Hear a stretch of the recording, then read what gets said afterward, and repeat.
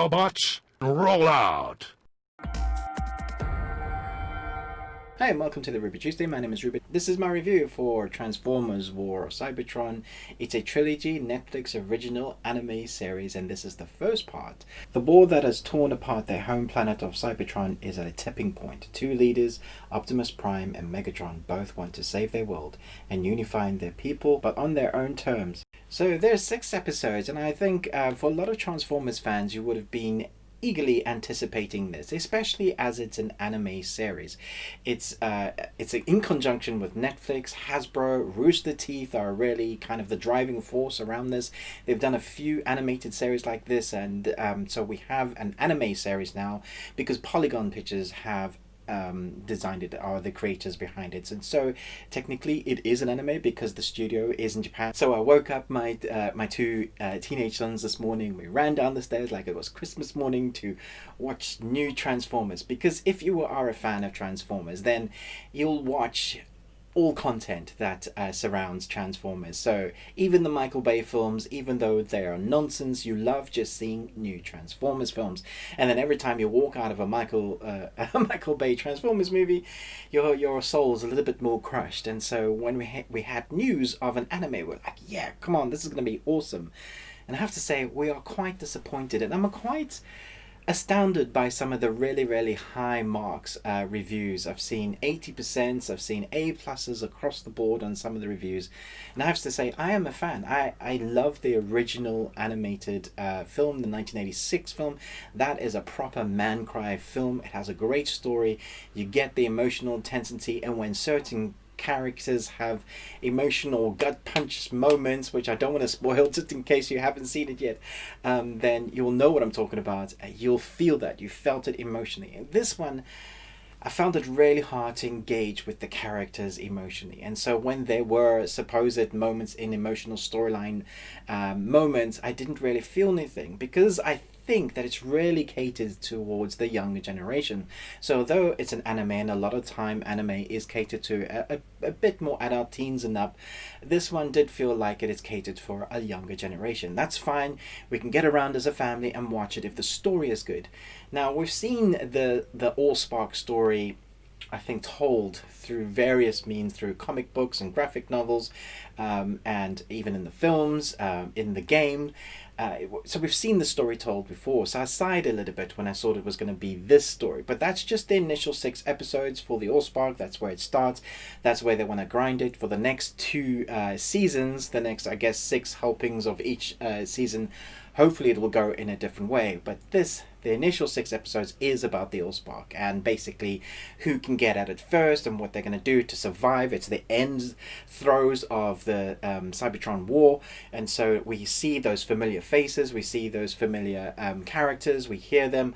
Unfortunately, if you're expecting to hear the original voices of Megatron and Optimus Prime, then you're not going to have those. They've got a new cast. So I was a little bit disappointed that way. I was really looking forward to hearing that original Optimus Prime voice. That's not to say they do a bad job. I think they're good with what they've done. Let's talk a little bit about the character design, the way it's meant to look anime, but it's also robotic. I felt like they were a little bit clunky, and it's very hard to gauge the emotional moments, or just the emotional expressions that you get on their faces, because they basically are robots in disguise. And so when you have certain designs, you have to feel that emotion through the slight movements of their heads and the slight blinking of their eyes, and then it comes down to the actors to portray some of that. So you have to have a good acting cast, and I think you do get some of that, but because the design of the Transformers are so clunky, it's often hard to gauge what's going on. And to top it all off, the series is very dialogue heavy. They literally tell everything rather than show it. Each episode for the first 4.5 episodes is basically monologuing, dialoguing, heavy, very heavy. You have some action sequences, and even in the action sequences they're explaining what they're doing. Do a test for the first 3.5, 4 episodes. Close your eyes and listen to what's going on. There is no need to watch what's going on because you have it told all for you. It's almost like an audiobook in those moments.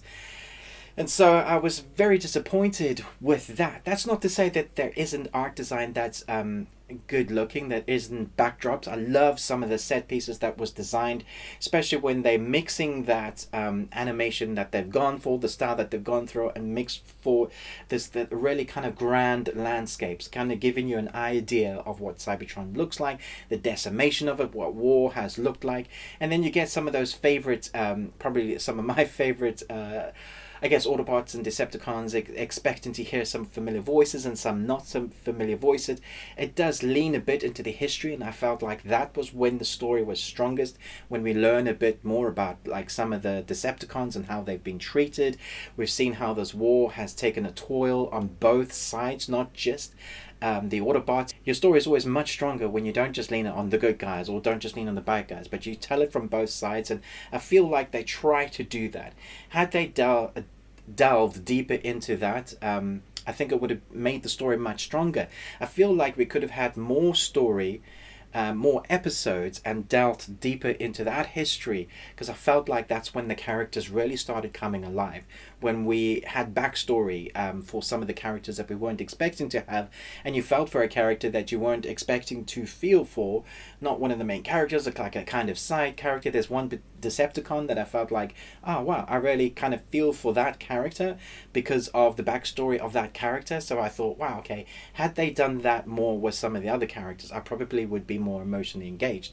My one son, my one teen, left at episode 3, and my other one left at episode 4. They just couldn't handle it, and their overwhelming thoughts on it was, it's boring. That's not what you want from a Transformers series. It needs to be engaging, full of adventure, and you do get that, but because it's so dialogue heavy, it does kind of tend to make you want to look at your phone and be distracted, wish that you'd get to the action pieces, is because they're telling you everything that's happening, but they very rarely show you it. So I'm wondering if it's a budget issue. I can't imagine that it is, because we've got Hasbro, we've got Netflix, we've got Polygon Pictures, we've got Rooster Teeth. They all have a bunch of money, and I know this is a very big title. It's beloved by most.